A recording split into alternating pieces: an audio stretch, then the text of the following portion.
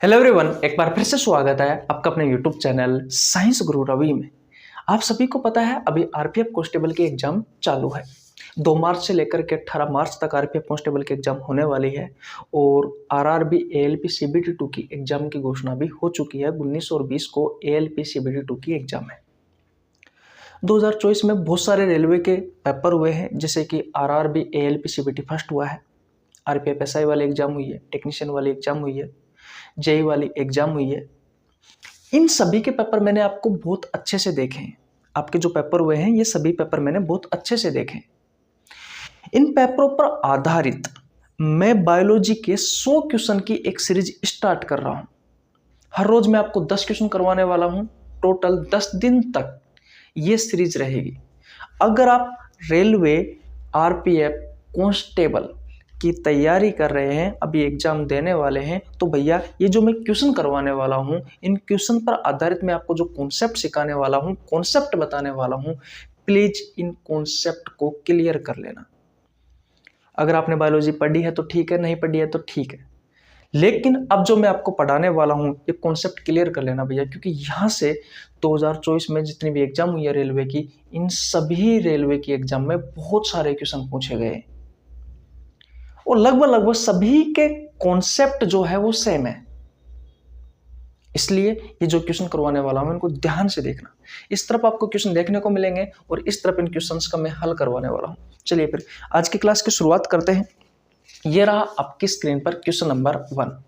Question number 1 कहता है कि ब्रायोफाइलम प्लांट का कौन सा भाग कायिक परिवर्तन के माध्यम से नए पादप विकसित करता है। आपके ऑप्शंस है, ऑप्शन नंबर ए मूल, ऑप्शन नंबर बी है पुष्प, ऑप्शन नंबर सी है पत्तियां, ऑप्शन नंबर डी है तना। बताओ इसका राइट आंसर क्या होगा, जल्दी बता दीजिए। बताओ इसका राइट आंसर क्या होगा। देखो भैया, इसका राइट आंसर होने वाला है ऑप्शन नंबर सी, पत्तियां। ध्यान से समझना, ये अलैंगिक जनन की एक विधि है भैया, कायिक परिवर्तन। कौन सी? कायिक परिवर्तन, वेजिटेटिव प्रोपेगेशन। क्या है ये अलैंगिक जनन की एक विधि है। ये अलैंगिक जनन की एक विधि है। तो पहली बात तो ये है कि अलैंगिक जनन की विधियों से आपके एग्जाम में बहुत सारे क्वेश्चन पूछे गए। तो इन अलैंगिक जनन की जितनी भी विधियां हैं उन सभी विधियों को पढ़ लेना बहुत अच्छे से और उनके एग्जाम्पल बहुत अच्छे से याद कर लेना, क्योंकि यहाँ से आपके एग्जाम में बहुत सारे क्वेश्चन पूछे गए। अगर आप पिछले 2024 में रेलवे में जो पेपर हुए हैं, अगर वो पेपर उठा करके देखोगे तो बहुत सारे क्वेश्चन आपको अलैंगिक जनन की विधियों से देखने को मिलेंगे। अलैंगिक जनन की एक विधि हम पढ़ाने वाले हैं आपको, कायिक परिवर्तन, वेजिटेटिव प्रोपेगेशन। इसमें क्या होता है, यह अलैंगिक जनन की वह विधि है जिसमें पादप के कायिक भाग से, जैसे कि जड़, तना, पत्ती, कली, इनसे नए पादप का विकास होता है। उस विधि को क्या कहा जाता है? कायिक परिवर्तन कहा जाता है, वेजिटेटिव प्रोपेगेशन कहा जाता है। मैं लिख देता हूं कि इस विधि में पौधे के कायिक भाग से, इस विधि में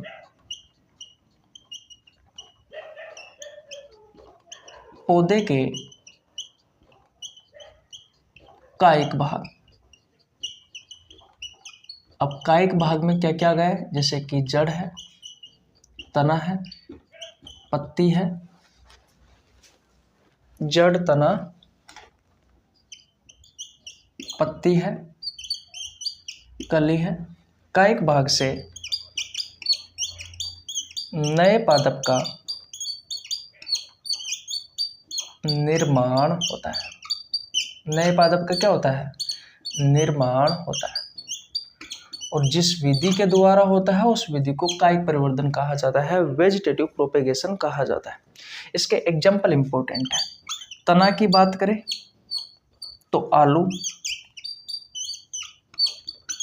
हल्दी, अदरक और गन्ना, इन सभी में तना के द्वारा नए पौधे का निर्माण होता है। किस विधि के द्वारा? कायिक परिवर्तन विधि के द्वारा। अगर मैं जड़ की बात करूं तो शकरकंद और डहेलिया आपको याद रखने। शकरकंद और डहलिया। ठीक है। और अगर मैं पत्ती की बात करूं तो ब्रायोफाइलम आपको याद रखना है। ये ब्रायोफाइलम ना जाने भैया कितनी बार आपसे आपके रेलवे एग्जाम में पूछा गया है। तो ब्रायोफाइलम प्लांट आपको याद रखना है, जितना हो सके उतना इंपॉर्टेंट कर लेना, क्योंकि ब्रायोफाइलम से बहुत सारे क्वेश्चन पूछे गए। एक बेगोनिया भी याद कर लेना अगर हो जाए तो, एक बेगोनिया भी याद कर लेना अगर आपसे हो जाए तो। ठीक है, तो समझ में आ गया। अब देखो आपसे क्वेश्चन क्या पूछा गया है कि ब्रायोफाइलम प्लांट का कौन सा भाग कायिक परिवर्तन के माध्यम से नए पादप विकसित करता है? तो भैया पत्ती करती है, पत्ती करती है।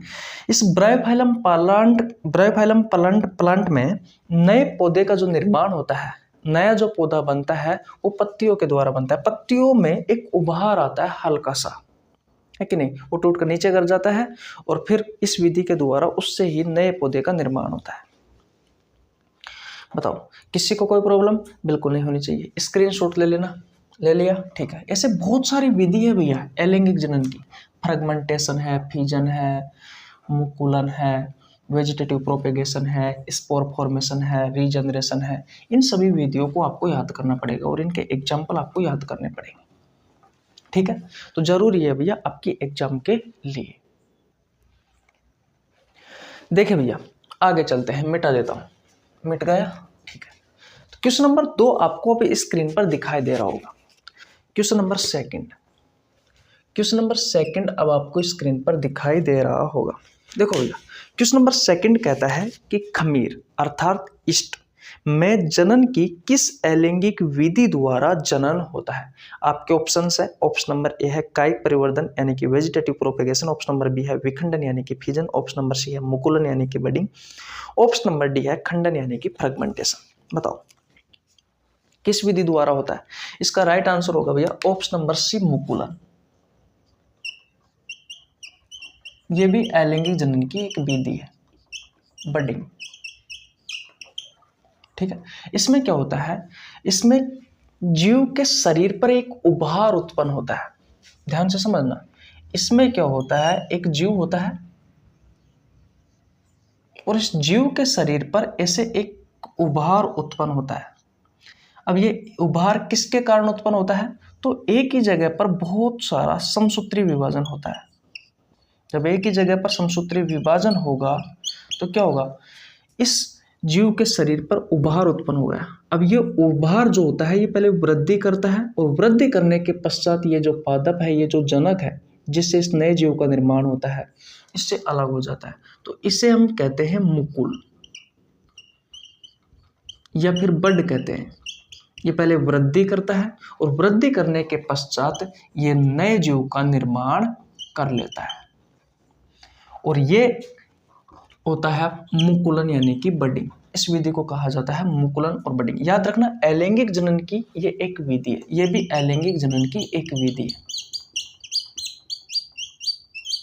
इसमें अलैंगिक जनन में एक ही जनक भाग लेता है, यानी कि एक ही जनक से नए जीव का निर्माण होता है।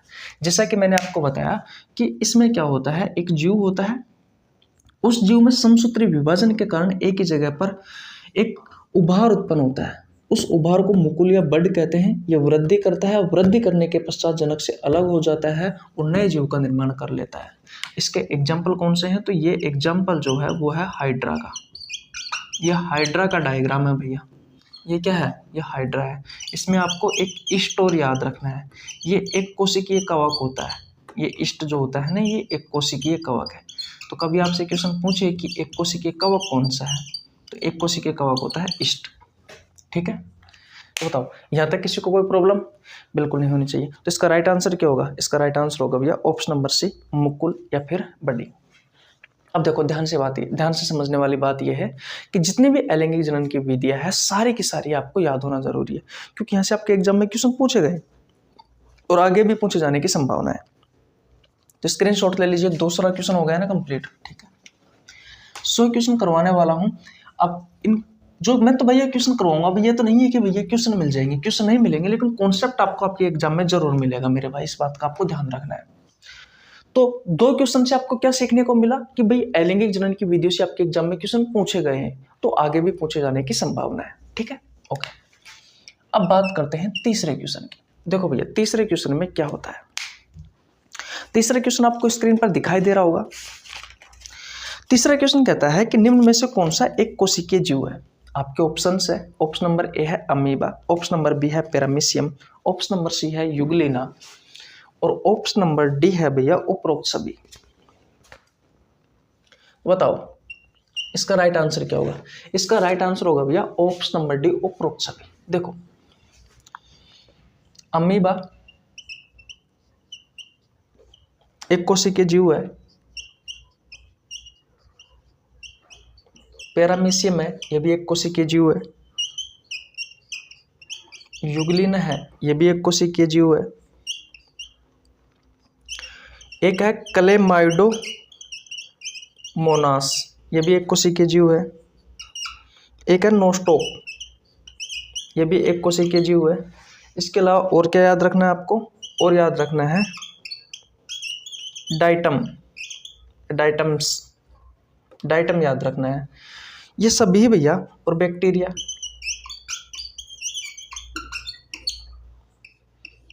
कुछ एल्गी भी होते हैं एक कोशिकीय। तो ये सभी जो होते हैं ना मेरे भाई, ये सभी एक कोशिकीय जीव है। इंपॉर्टेंट है शुरुआत के 3, ये तो आपको याद रखने ही रखने हैं। अमीबा, पैरामीशियम, यूग्लिना ये सभी एक कोशिकीय जीव होते हैं। देखो एक कोशिकीय जीव और बहुकोशिकीय जीव क्या होते हैं तो मैं आपको बता देता हूँ। एक कोशिकीय जीव ऐसे जीव होते हैं जिनका निर्माण सिर्फ एक कोशिका से होता है।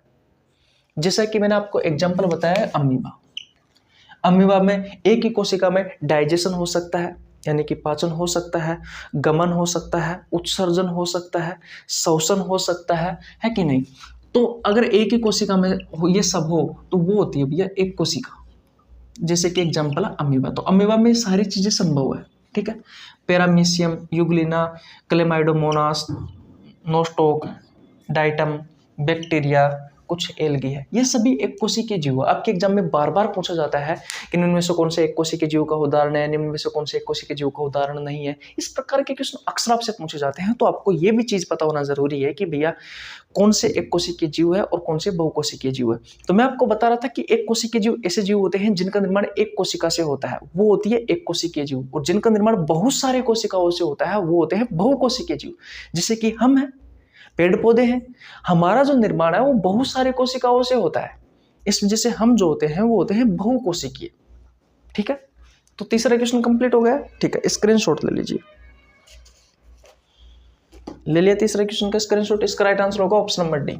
चलो आगे चलते हैं।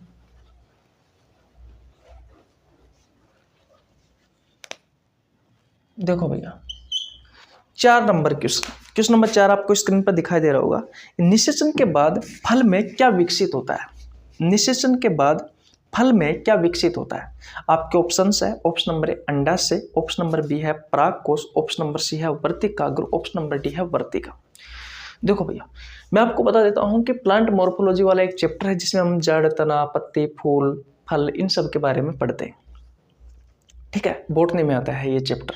तो पुष्पों से बहुत सारे क्वेश्चन आपके एग्जाम में पूछे गए है कि नहीं। तो ये मेल पुष्प, मेल फ्लावर, इसे पुंकेसर कहा जाता है, इसे एंड्रोसियम भी कहा जाता है।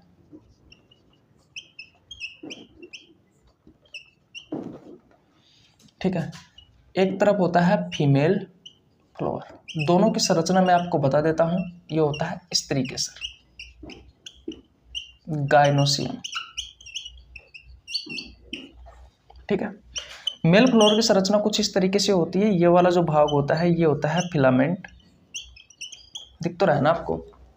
ये होता है फिलामेंट, ये होता है एंथर, इसे परागकोश कहा जाता है कि नहीं।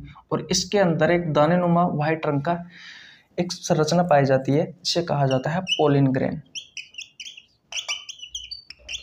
पोलिन ग्रेन्स हिंदी में कहा जाता है परागकण। तो मेल फ्लावर के ये तीनों भाग आपको पता होना जरूरी है, फिलामेंट, परागकोश और परागकण यानी कि पोलिन ग्रेन्स। फीमेल फ्लावर स्त्री केसर गाइनोसियम, इसके 4 भाग होते हैं। इसकी संरचना आपको कुछ इस तरीके से देखने को मिलती है। तो ये वाला भाग है, ये होता है स्टिग्मा, जिसे वर्तिकाग्र कहा जाता है। ये वाला भाग होता है, ये होता है स्टाइल, जिसे वर्तिका कहा जाता है। ये वाला भाग होता है, ये होता है ओवरी, जिसे अंडाशय कहा जाता है। ये वाला भाग होता है ओव्यूल, जिसे डिम्ब या फिर बीजांड कहते हैं। तो ये जो ओवरी होती है, इसी ओवरी से ही किसका निर्माण होता है? फल का निर्माण होता है। और जो ये ओव्यूल होता है, इसी से किसका निर्माण होता है? इससे बीज का निर्माण होता है, सीड का निर्माण होता है। तो आपसे क्वेश्चन यही पूछा गया है मेरे भाई, आपसे क्वेश्चन यही पूछा गया है। आपसे क्या क्वेश्चन पूछा गया है कि निषेचन के बाद फल में क्या विकसित होता है? तो फल में क्या विकसित होता है निषेचन के पश्चात? तो भैया अंडाशय विकसित होता है, ठीक है। और अगर बीज के बारे में पूछा जाए तो ओव्यूल से बीज बनता है और अंडाशय से फल बनता है। तो ये छोटी छोटी चीजें हैं, आपको पता होना जरूरी है। यहाँ से बहुत सारे क्वेश्चन पूछे गए हैं भैया। अगर आप ALP CBT फर्स्ट के पेपर उठा करके देखोगे तो बहुत सारे क्वेश्चन पूछे गए हैं। RRB JEE के भी बहुत सारे क्वेश्चन पूछे गए। RPF कांस्टेबल में बहुत सारे क्वेश्चन पूछे गए हैं। RPF कांस्टेबल में नहीं, RPF SI में और टेक्नीशियन में बहुत सारे क्वेश्चन पूछे गए हैं मेरे भाई। आधा से ज्यादा तो भैया अलैंगिक जनन की विधियां और ये प्लांट मॉर्फोलॉजी से भरे पड़े हैं भैया क्वेश्चन आपके। स्क्रीनशॉट ले लेना। ले लिया? ठीक है, मिटा देता हूं। चले आगे। अब देखो क्वेश्चन नंबर 5 भी इसी से ही संबंधित है। अभी जो मैंने आपको बताया ना, मिटाया इसलिए है ताकि आपको चीजें याद रहे। 2 बार लिख दूंगा, कोई फर्क नहीं पड़ता। क्वेश्चन नंबर 5 आपको स्क्रीन पर दिख गया होगा। क्वेश्चन नंबर 5 आपको स्क्रीन पर दिख गया होगा। देखो भैया, क्वेश्चन नंबर 5 कहता है कि निम्न में से कौन सा भाग नर पुष्प का नहीं है? आपके ऑप्शंस है पोलिन ग्रेन, एंथर, फिलामेंट और स्टिग्मा। आपसे क्वेश्चन पूछा गया है कि कौन सा भाग नर पुष्प का नहीं है, यानी कि मेल फ्लावर का। मेल फ्लावर के कौन कौन से हैं? एक होता है एंथर, यानी कि परागकोश, ठीक है। अभी अभी मैंने आपको बताया। एक होता है फिलामेंट और एक होता है पोलिन ग्रेन।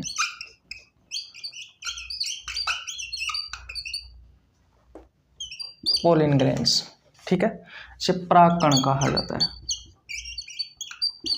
मैं पेन चेंज कर लेता हूं। क्या कहा जाता है? इसे परागकण कहा जाता है, ठीक है। ये तो मेल फ्लावर हो गया भैया। अगर हम फीमेल फ्लावर की बात करें,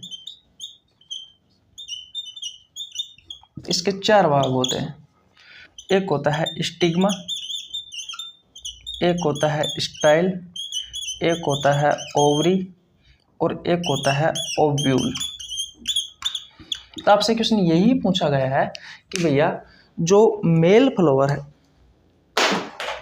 मेल फ्लावर है, वो मेल फ्लावर का कौन सा भाग नहीं है, यानी निम्न में से कौन सा नर पुष्प का भाग नहीं है?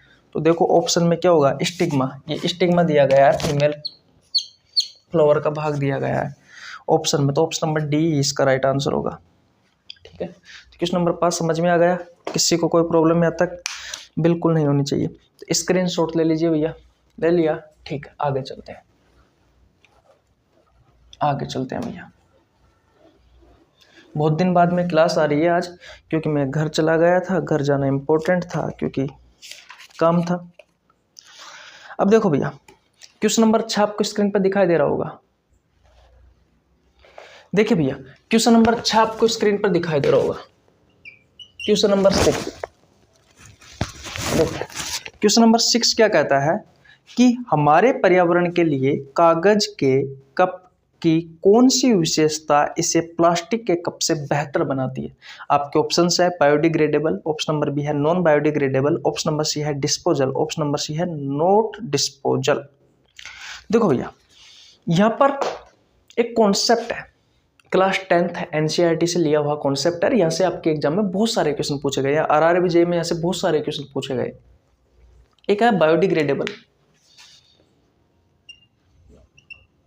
बायोडिग्रेडेबल,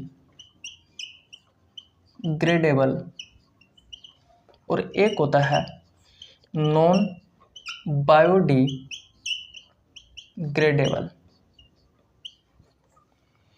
ठीक है।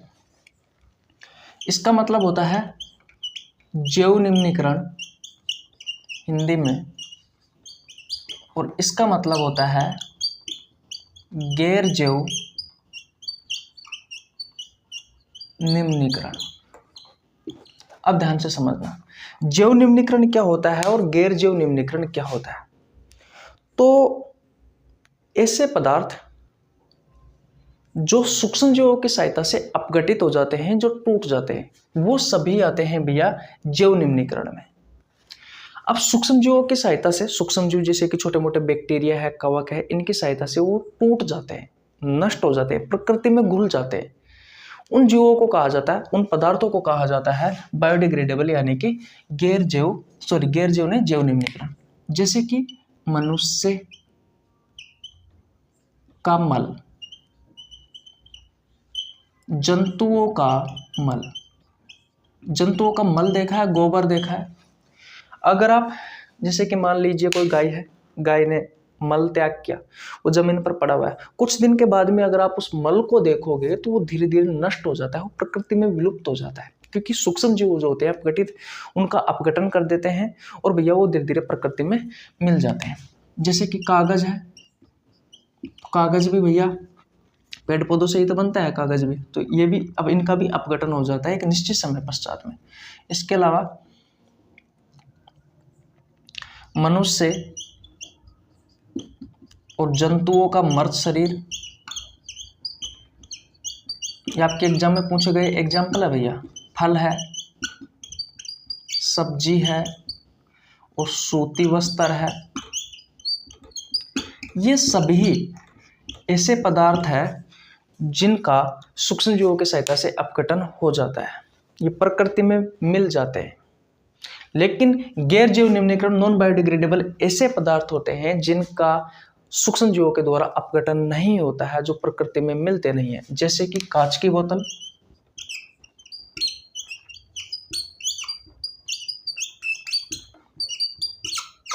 पॉलीथीन, रबर, प्लास्टिक, विद्युत तार, ये सभी ऐसे पदार्थ हैं जिनका अपघटन सूक्ष्म जीवों की सहायता से नहीं होता है। ये लंबे समय तक हमारे पर्यावरण में पड़े रहते हैं, हमारे पर्यावरण को खराब करते हैं। तो इसी को ही ध्यान में रखते हुए, कुछ पर्यावरण को ध्यान में रखते हुए जैसे क्वेश्चन पूछा गया है रेलवे में, ताकि लोग वाग पढ़े, जागरूक हो, ताकि भैया कचरा ना फैलाए। ये जो नॉन बायोडिग्रेडेबल जो पदार्थ है इनको उपयोग कम करें। ठीक है, तो आपसे क्वेश्चन पूछा गया है कि हमारे पर्यावरण के लिए कागज के कप की कौन सी विशेषता इसे प्लास्टिक के कप से बेहतर बनाती है। इसी वजह से बनाती है भैया, क्योंकि ये क्या होते हैं, जो कागज का कप होता है ना, कागज का कप वो होता है जैव निम्नीकरण, इसलिए प्लास्टिक के कप से बेहतर बनाता है। ठीक है, तो किसी को कोई प्रॉब्लम यहाँ तक बिल्कुल नहीं होनी चाहिए। स्क्रीनशॉट ले लीजिए, आगे चलते हैं, है ना भाई। क्वेश्चन नंबर 6 कंप्लीट है ना आपका, किसी को कोई प्रॉब्लम बिल्कुल नहीं होनी चाहिए, ले ले स्क्रीनशॉट। ओके, देखो ये अब ये कॉन्सेप्ट आपको पता होना जरूरी है। यहाँ से बहुत सारे क्वेश्चन बन रहे हैं भैया, याद रखना आपके पिछले एग्जाम में, अभी लेटेस्ट 2024 में जो एग्जाम हुई थी ना, ALPCBT फर्स्ट हुआ था, टेक्नीशियन की एग्जाम हुई थी, RPFSI वाली एग्जाम हुई थी, है कि नहीं, RRBJ की एग्जाम हुई थी, इनमें भैया। ठीक है, पहले मैं स्लाइड चेंज कर देता हूँ यार। देखो भैया आगे चलते हैं। क्वेश्चन नंबर 7 आपको स्क्रीन पर दिखाई दे रहा होगा। क्वेश्चन नंबर 7 आपको स्क्रीन पर दिखाई दे रहा होगा। क्वेश्चन नंबर 7 कहता है कि निम्न में से कौन सी बीमारी जीवाणु के कारण होती है। आपके ऑप्शंस है एड्स, ऑप्शन नंबर बी है TB, ऑप्शन नंबर सी है chicken pox, option number D है स्मॉल पॉक्स। देखो मैं बैक्टीरिया से होने वाली बीमारियों के नाम लिख देता हूँ। अब देखो यहाँ से जो क्वेश्चन है वो पूछे जाते हैं भैया अक्सर आपसे आपके एग्जाम में।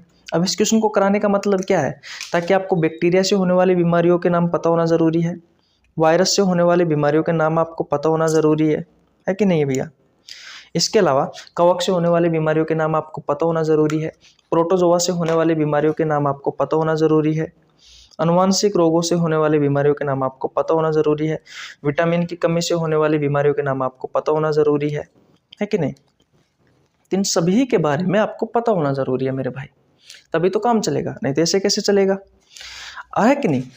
कुछ सेक्सुअल ट्रांसमिटेड डिसीज है, उनके नाम भी आपको पता होना जरूरी है। देखो मैं आपको बैक्टीरियल डिसीज के नाम बता देता हूँ, यानी कि जीवाणु जनित रोगों के नाम बता देता हूँ। ये ऐसी बीमारी है जो बैक्टीरिया के कारण फैलती है। बैक्टीरिया समझते हो ना, जीवाणु, ठीक है। पहली है भैया टाइफाइड, ठीक है। दूसरी कौन सी है? दूसरी है न्यूमोनिया, ठीक है। तीसरी कौन सी है? तीसरी है भैया सिफिलिस, ठीक है। चौथी कौन सी है? चौथी है भैया प्लेग। चौथी कौन सी है? चौथी है भैया प्लेग। पांचवी कौन सी है? पांचवी है भैया लेप्रोसी। छठी कौन सी है? टीबी है। सातवीं कौन सी है? कोलेरा। आठवीं कौन सी है? आठवीं है भैया डिप्थीरिया। और 9 नंबर की कौन सी है? 9 नंबर की है भैया टिटेनस। तो ये सभी बीमारियों के नाम आपको पता होना जरूरी है। ये सभी बैक्टीरिया से होने वाली बीमारी है।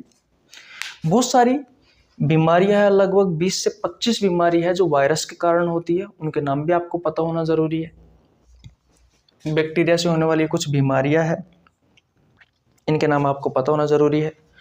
गोनोरिया से बहुत सारे क्वेश्चन पूछे जाते हैं। गोनोरिया नहीं लिखा है क्या मैंने? गोनोरिया और एंथ्रेक्स 2 बीमारी और है।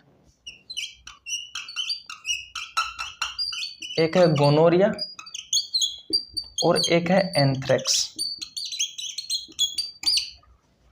ये 2 बीमारी और याद कर लेना। तो इसका राइट आंसर क्या हो जाएगा? इसका राइट आंसर क्या हो जाएगा? इसका राइट आंसर हो जाएगा भैया टीबी। टीबी एक बैक्टीरिया से होने वाली है, जबकि एड्स है, चिकन पॉक्स है, स्मॉल पॉक्स है, ये सभी बीमारियां वायरस के कारण होती है।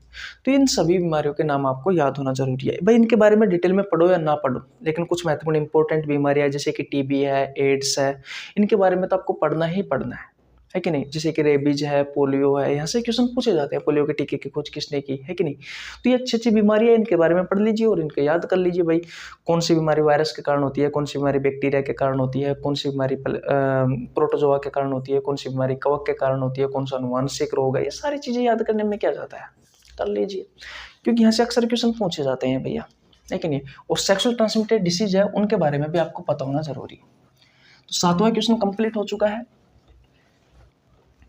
देखो भैया 8वां क्वेश्चन देखो, जल में घुलनशील विटामिन नहीं है। Question number 8। क्वेश्चन नंबर 8 क्या कहता है कि जल में घुलनशील विटामिन नहीं है। देखो 2 प्रकार के विटामिन होते हैं, कुछ जल में घुलनशील होते हैं और कुछ वसा में घुलनशील होते हैं।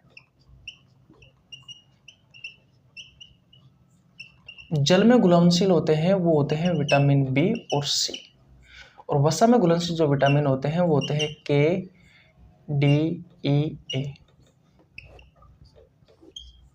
तो ये आपको पता होना जरूरी है। विटामिन बी और विटामिन सी जो होते हैं वो पानी में घुलनशील होते हैं, और वसा में जो घुलनशील विटामिन है वो है विटामिन के, ई, डी, ए। तो विटामिन से भी आपके क्वेश्चन पूछे जाते हैं। विटामिनों की कमी से होने वाली बीमारियों के नाम आपको पता होना जरूरी है। विटामिनों के रासायनिक नाम आपको पता होना जरूरी है। जल में कौन से विटामिन घुलनशील है, वसा में कौन से घुलनशील विटामिन है कि नहीं। उन विटामिनों के स्रोत याद कर लीजिए अच्छे अच्छे। यहाँ से अक्सर क्वेश्चन पूछे जाते हैं भैया, क्योंकि विटामिन रेलवे का फेवरेट चैप्टर में से एक आता है, ठीक है। तो 8वां चैप्टर आपको समझ में आ गया। तो इसका राइट आंसर क्या होगा? कौन सी बीमारी नहीं है जल में घुलनशील? विटामिन के नहीं है भैया। तो इसका राइट आंसर हो जाएगा ऑप्शन नंबर डी। स्क्रीनशॉट ले लिया, ठीक है। आगे चलते हैं। Question number 9। क्वेश्चन नंबर 9 आपको स्क्रीन पर दिखाई दे रहा होगा। क्वेश्चन नंबर 9 कहता है कि निम्नलिखित में से कौन सा विषाणु जन्य संक्रमण यौन संपर्क के माध्यम से फैल सकता है। आपके ऑप्शंस है HIV AIDS, option number B है सिफिलिस, ऑप्शन नंबर सी है टीबी, ऑप्शन नंबर डी है गोनोरिया। देखो मैं आपको बता देता हूं, एक होता है STD, सेक्सुअल ट्रांसमिटेड डिसीज, यौन संचारित रोग। ऐसी बीमारी जो सेक्सुअल इंटरकोर्स के तहत एक व्यक्ति से दूसरे व्यक्ति में फैलती है, यानी कि अपने पार्टनर में फैलती है। ऐसी बीमारियों को कहा जाता है एसटीडी। अब एसटीडी जो बीमारी है कुछ वायरस के कारण होती है, कुछ बैक्टीरिया के कारण होती है, ऐसे अलग अलग बीमारियां होती है। तो मुख्य रूप से जो बीमारियां हैं उनके बारे में आपसे पूछा जाता है। जैसे कि अभी यही क्वेश्चन पूछ लिया कि भैया निम्न में से कौन सी एक बीमारी है जो यौन संपर्क के माध्यम से फैलती है और दूसरी वो विषाणु से होने वाली बीमारी है। ये आपसे क्वेश्चन में पूछा गया।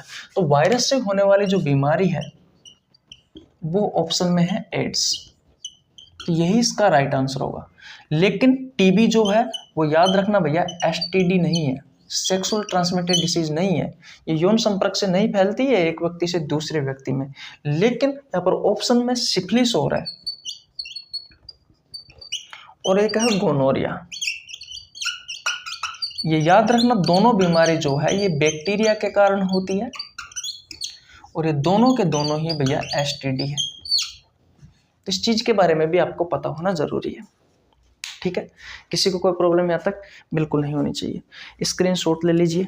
और आज का अंतिम क्वेश्चन है वो भैया हमारा क्वेश्चन नंबर 10, उसको भी करवा देते हैं। ले ले स्क्रीनशॉट। ठीक है भैया, रोज जुड़ना भैया, हर रोज क्लासे आएगी। ठीक है, क्वेश्चन नंबर 10 देखो भैया। क्वेश्चन नंबर 10 भी आपसे यही पूछा गया है। क्वेश्चन नंबर 10 कहता है कि निम्न में से कौन सा रोग एसटीडी नहीं है, कौन सा नहीं है। देखो ये तो 3 रोग तो आपको याद रखने ही रखने हैं भैया एसटीडी में। कौन कौन से? एक तो HIV एड्स, इस एड्स के बारे में पढ़ लेना भैया। इस एड्स से आपके एग्जाम में बहुत सारे क्वेश्चन पूछे गए हैं पहले रेलवे में। एक टीबी भी पढ़ लेना, है कि नहीं। टीबी और एक है सिफिलिस और एक है gonorrhoea.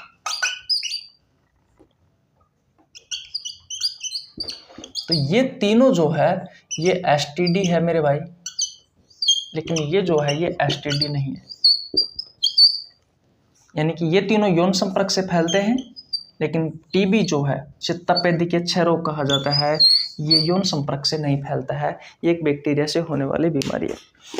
Mycobacterium tuberculosis bacteria MTB नामक एक बैक्टीरिया है जिसके कारण होती है भैया ये टीबी। ठीक है, अब ध्यान से समझना। अगर आपको रोगों के बारे में पढ़ना है तो नीचे लिंक डिस्क्रिप्शन में मिल जाएगा एक प्लेलिस्ट का, जिसमें मानव रोग, वायरस से होने वाली जितनी बीमारियां है, बैक्टीरिया से होने वाली जितनी भी बीमारियां हैं, प्रोटोजोआ से होने वाली बीमारी है, कवक से होने वाली बीमारी है, अनुवांशिक रोग है, इन सभी के बारे में मैंने आपको बहुत अच्छे से पढ़ा रखा। अगर आपके पास टाइम है, अगर आप रेलवे ग्रुप डी की तैयारी कर रहे हैं या किसी अन्य एग्जाम की तैयारी कर रहे हैं तो आप पढ़ सकते हैं। एलिंग एग्जामिन की वीडियो मैंने सारी करवा रखी है, उसका आपको नीचे लिंक डिस्क्रिप्शन में दे दूंगा। अगर आपको स्पेशल बायोलॉजी का बैच लेना है, संपूर्ण बायोलॉजी बिल्कुल 0 लेवल से लेकर के हाई लेवल तक, तो 5 जनवरी से मैंने एक बैच की शुरुआत की थी, है कि नहीं। 5 जनवरी से मैंने एक बैच की शुरुआत की थी भैया। मैंने आपसे कहा था कि 5 से 5.5 महीने में मैं आपका कंप्लीट कोर्स करवा दूंगा, है कि नहीं भैया। फरवरी में कुछ दिन जो है कुछ इमरजेंसी काम आ गया था, घर पे जाना पड़ा, लेकिन मैंने आपको 5 चैप्टर तो कंप्लीट करवा दिए, है कि नहीं। 5 से 5.5 महीने में मैं आपका कंप्लीट कोर्स करवा दूंगा। 29 रुपए की मेंबरशिप ले लेना। 1 महीने में आप जितनी देख सको उतनी वीडियो देख सकते हो। 5 चैप्टर मैं ऑलरेडी करवा चुका। तो बैच लेना है तो अगर आपको नीचे लिंक डिस्क्रिप्शन में मिल जाएगा, किसका, प्लेलिस्ट का भी मिल जाएगा, बैच वाले प्लेलिस्ट का, और आपको जिस जगह पर से लेना है वहाँ का भी आपको लिंक मिल जाएगा। तो उस पर क्लिक करके आप डायरेक्ट 29 रुपये दे करके आप हमारा बैच ज्वाइन कर सकते हो, बायोलॉजी स्पेशल 0.2 के नाम से। ठीक है, तो अगर आपको बायोलॉजी पढ़नी है, मैं कह रहा हूँ कि किसी भी प्रतियोगी परीक्षा की तैयारी कर रहे हो, अगर एक बार आपने मेरे से बायोलॉजी पढ़ ली तो फिर आपको कोई प्रॉब्लम नहीं आएगी कभी भी। ठीक है, तो आज यहीं तक रखते हैं भैया, मिलते हैं फिर नेक्स्ट वीडियो में इसके सेकंड पार्ट में। तब तक के लिए जय हिंद, जय भारत, राम राम, बाय बाय।